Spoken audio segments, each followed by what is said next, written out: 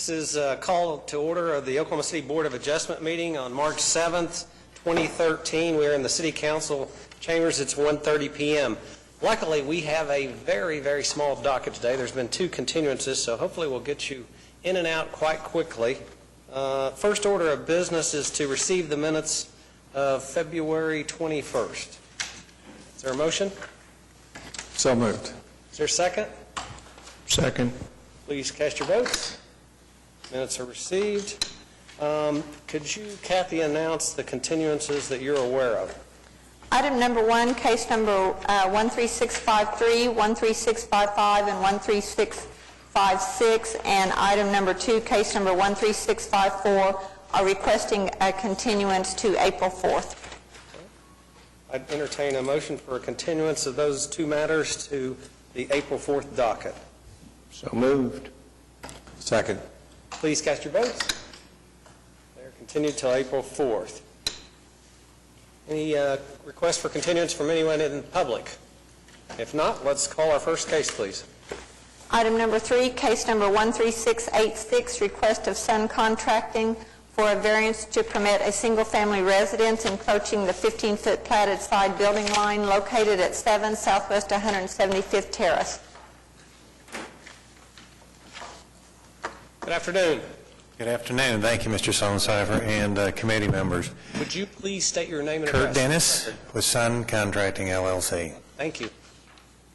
Would you please present your application? Yes. I apologize for this little inconvenience here, but apparently our concrete contractor, it was a very curvy line, and we somehow got the corner of the building about 1.5 foot 7 inches over the building line. It doesn't affect any utilities. It's actually behind it's the first lot in the addition, so it's actually behind the addition wall. We didn't notice it until the mortgage inspection. Matter of fact, I didn't even trust the mortgage inspection because I thought no way that could happen. So I went and had spent the money to have a surveyor go out there, and although they may have been off a few inches, it's still a little bit over. So at any rate, the house is actually sold. The mortgage company actually went ahead and moved forward in hopes that we would have this and can eliminate that exception to the title policy. It's approximately 1.73 feet, correct? Yeah. And it's a nice cement job. Pardon me? It's a nice cement job. Well, I'm not too happy about that, but I know people are human and sometimes they make mistakes. At any rate, I feel bad, but hopefully... Any questions from any of the board members? If none, I'd entertain a motion. So moved. Second. Please cast your votes. You're approved, sir. Thank you so much. I appreciate it. Next item. Item number 4, case number 13687, request of Johnson & Associates for a variance to the sidewalk and landscaping requirements located at 11501 North Portland Avenue. Good afternoon. Good afternoon. Tim Johnson with Johnson & Associates, and we are actually here on behalf of the Oklahoma City Environmental Assistance Trust. I'm the trust engineer, and so we're representing the city trust in this case. This is a city-owned piece of property. It's the solid waste. My map turned up, right? There you go. It's the solid waste facility where they store and maintain their trash trucks. And as you can see, it's located adjacent to the Hefner Water Treatment Plant, which is in here.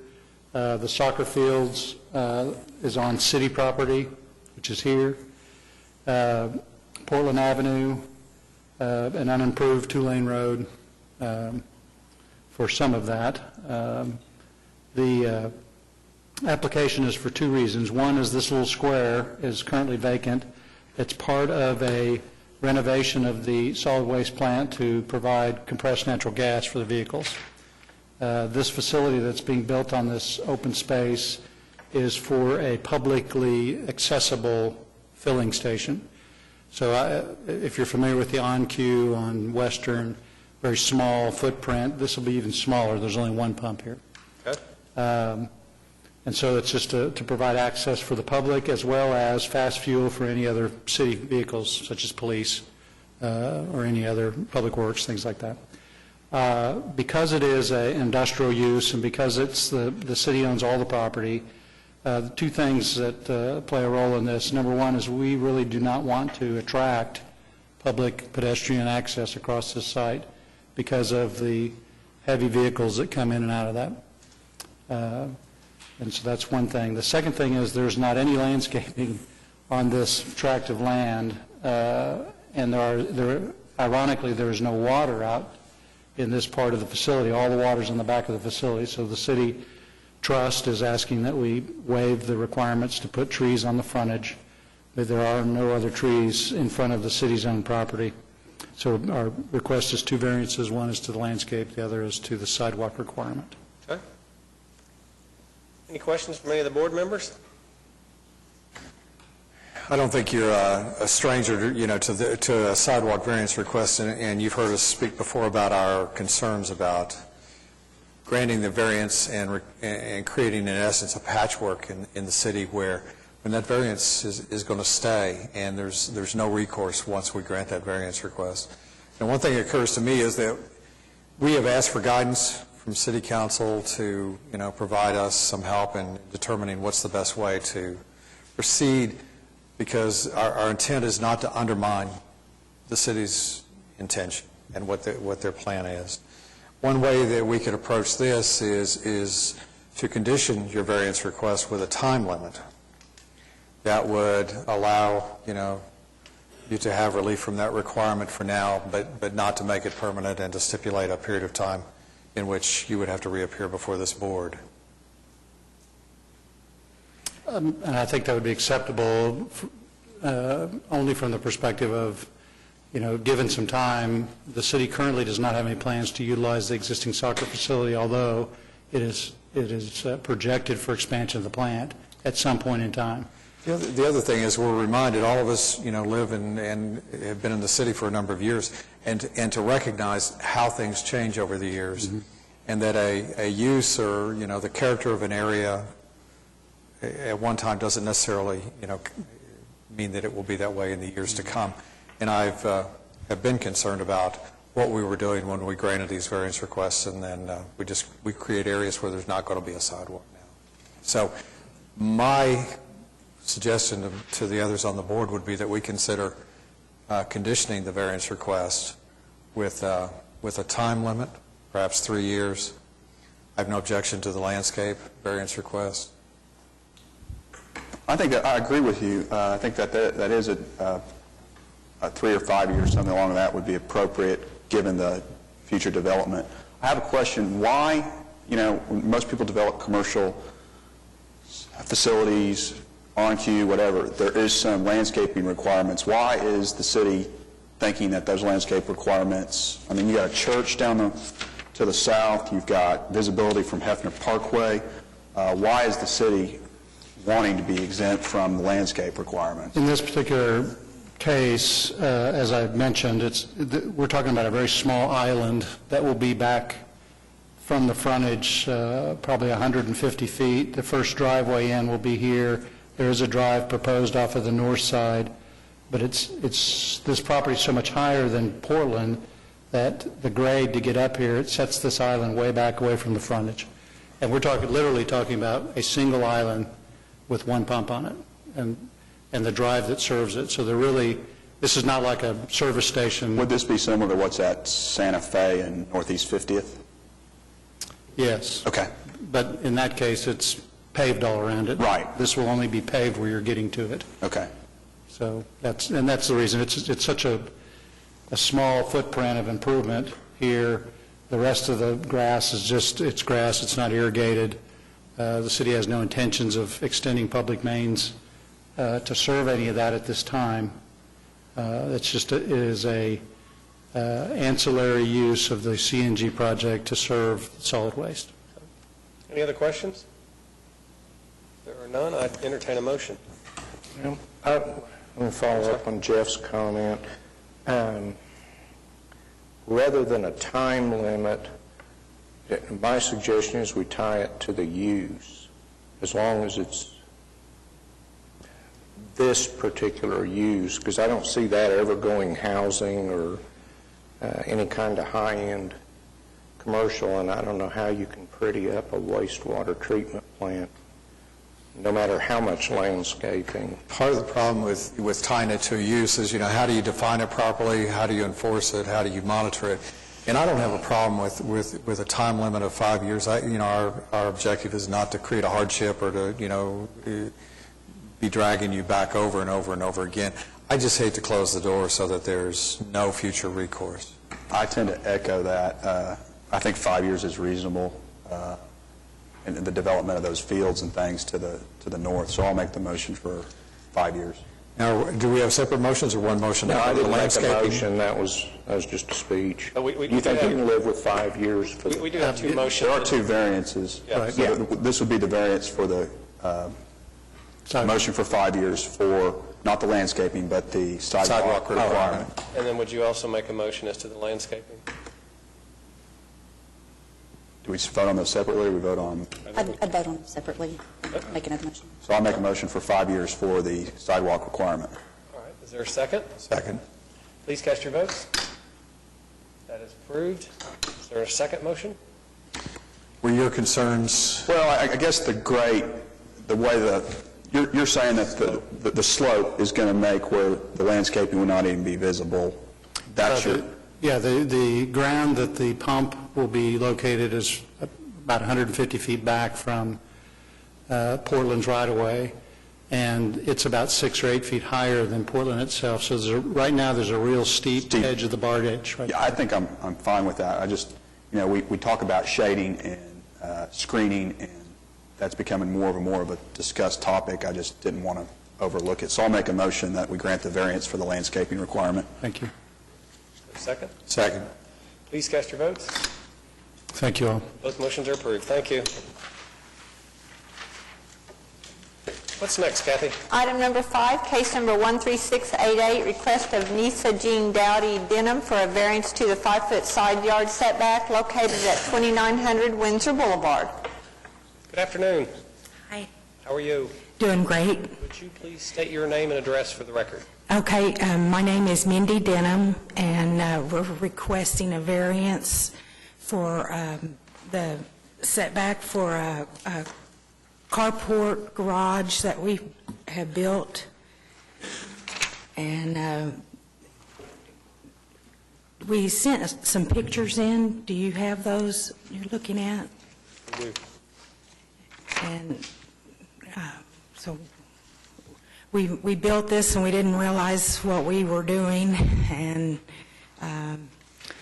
so we would just like to be able to keep our garage there, and we're open to anything that we need to do. Let me ask you this, and the one thing that always concerns us is, are there neighbors, people in close proximity that are objecting or upset about this? And it seems to me that you have the support of your neighborhood for this variance, correct? We have, our next-door neighbor came with us. It's on her, the side where she lives. Okay. And so she doesn't have any objection. We went around the neighborhood and talked to over 30 people in the 2-block surrounding area, and had no objections. I saw that. 37 people signed. That's positive. So we just would like to do anything that we could to be able to keep our structure, or, change the facade, or, anything. That would seem to be the only objection that we heard, was that they didn't like the look of the front with the brick. And so, if we could either brick the front or paint it, or, do anything that would make it more aesthetic, we'd be happy to comply. All right. Any questions from any of the board members? I guess, my question is for staff is how do contractors, keep doing these jobs knowing the requirements and they don't?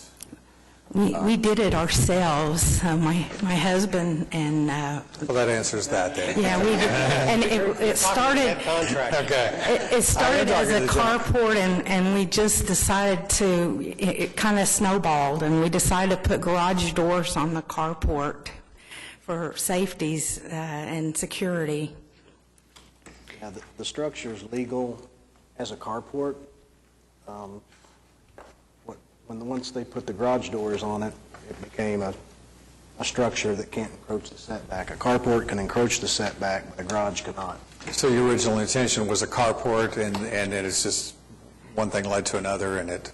And we decided we felt safer with some doors on it to protect our property.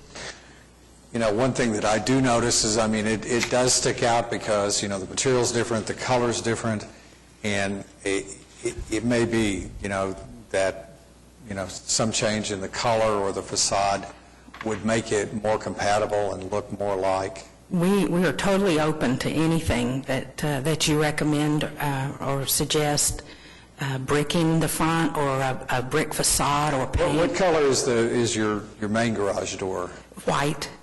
Is it as bright a white as this? Well, it's 25 years old. So white. it's not quite as bright? Yeah. Yeah, I mean, I don't know about the rest of you, but I might feel more comfortable if they would, you know, take some steps, reasonable steps.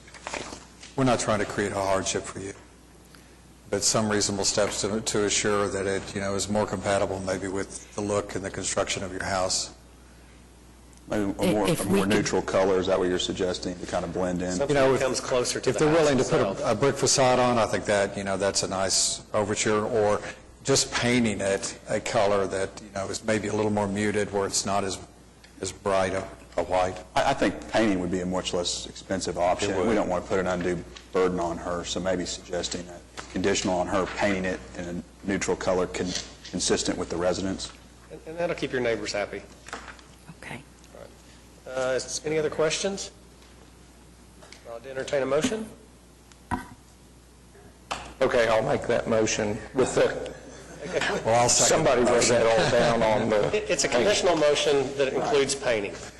And we are in your hands in terms of your judgment, in terms of a paint color that you feel like, Sure. you know, makes it not quite as bright and is more in keeping with the character of the neighborhood in your own home. Do we have a second? I'll second it. Please cast your votes. You're approved. Thanks for coming today. Thank you. Thank you very much. Next matter. Item number 6, case number 13689, request of the Springs for a variance to permit a single-family residence encroaching the 10-foot platted front building line located at 417 Christian Lane. Would you please state your name and address? Sure thing. Phil Hagan with Crafton Toll & Associates, representing the Springs LLC. The subject property was built back in 2008. Just now is under contract, and a mortgage survey was done, and it was found that it was built a foot over the front building limit line. I would like to point out a correction on the exhibit done by J&J Surveying. They're indicating that the portion over the building limit line is a garage. The garage is actually the portion to the left that has a dimension of 22.5 feet. So there's room to park a car, We have approximately 1 foot encroachment. 1 foot encroachment, yes. You're not asking for 6 inches. It's 1 foot, Okay. plus or minus. Any questions? Motion for approval. Is there a second? Second. Please cast your vote. You're approved. Thanks for coming today. Thank you. All right. Do we have anything else to come before us today? Motion to adjourn. There's a motion to adjourn. Second. Is there a second? We will cast our votes. We are adjourned. Thanks for coming.